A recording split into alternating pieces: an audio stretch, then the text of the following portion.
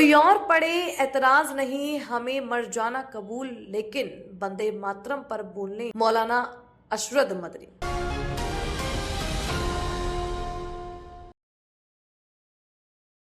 यहाँ पर बोल रहे हैं कि अगर भारत में रहना है तो वंदे मातरम गाना पड़ेगा। भाई ये तो संविधान के खिलाफ है। वंदे मातरम सिर्फ अतीत की ललकार नहीं, ये वर्तमान की जिम्मेदारी है।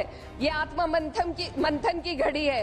यही समय है कि हम वंदे मातरम को सिर्फ नारा नहीं, नीति और जिम्मेदारी बनाए। वंदे मातरम को नेशनल सॉन्ग मानते हैं, हम सब मानते हैं। आप गाते हैं, हम नहीं गा सकते हैं। इसकी एक वजह है। जब मैंने सत्ता पक्ष को सुना कि वो राजनीतिक एजेंडे के जरिए सिर्फ मुसलमानों को टारगेट करते हुए इस बहस को लाना चाहते हैं, उनके पीछे पढ़ें, मुल्क के लिए काम करें।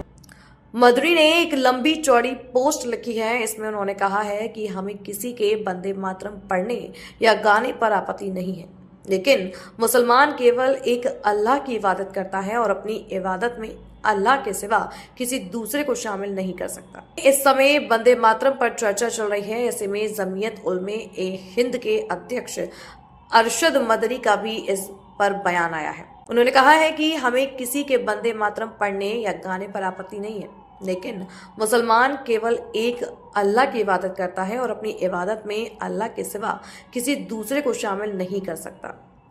मदनी ने इसे लेकर सोशल मीडिया प्लेटफॉर्म एक्स पर एक लंबी चौड़ी पोस्ट लिखी है। इसमें उन्होंने कहा कि हमें किसी के वंदे मातरम पढ़ने या गाने पर आपत्ति नहीं है, लेकिन मुसलमान केवल एक अल्लाह की इबादत करता है और अपनी इबादत में अल्लाह के सिवा किसी दूसरे को शामिल नहीं कर सकता। और वंदे मातरम का अनुवाद शिर्क से संबंधित मान्यताओं पर आधारित है। इसके 4 श्लोकों में देश को देवता मानकर दुर्गा माता से तुलना की गई है और पूजा के शब्दों का प्रयोग हुआ है। साथ ही माँ मैं तेरी पूजा करता हूँ, यही वंदे मातरम का अर्थ है। यह किसी भी मुसलमान की धार्मिक आस्था के खिलाफ है, इसलिए किसी को उसकी आस्था के खिलाफ कोई नारा या गीत गाने के लिए मजबूर नहीं किया जा सकता। देवी कहने और उसके आगे सजदा करने तो दरअसल कौम परस्ती को, वतन से मोहब्बत को मजहब में तब्दील कर रहे, और फिर यहाँ पर बोल रहे कि अगर भारत में रहना है तो वंदे मातरम गाना पड़ेगा। भाई ये तो संविधान के खिलाफ है, सुप्रीम कोर्ट के जजमेंट के खिलाफ है। अगर वंदे मातरम मैडम कौमियत का मियार है तो फिर सवाल यह है कि हसरत मोहानी की कौमियत क्या थी जिसने इनकलाब जिंदाबाद का नारा दिया? अगर यूसुफ मेहरली ने quit India Simon go back का नारा दिया तो उसकी कौमियत क्या थी?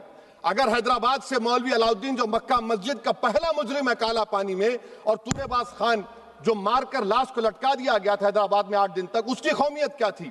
अगर इनायतुल्लाह काफी जो जिहाद का फतवा अंग्रेजों के खिलाफ दिया मुरादाबाद में, जब उनको 2 दिन में फांसी की सजा दी गई, और जब फांसी की सजा के ओर जा रहे हैं तो इनायतुल्लाह मौलाना काफी की जबान पर क्या था? वो रसूलुल्लाह हमारे प्रॉफिट की नात पढ़ रहे थे। क्या पढ़ रहे थे? कोई गुल बाकी रहेगा ना चमन रह जाएगा, पर रसूलुल्लाह का दीन हसन रह जाएगा। तो उनकी कौमियत क्या थी? आज हमें वंदे मातरम के असली भाव को समझना जरूरी है। यह गीत तो देश के जल, जंगल, जमीन, हरियाली और निर्मल हवा की वंदना को समर्पित है।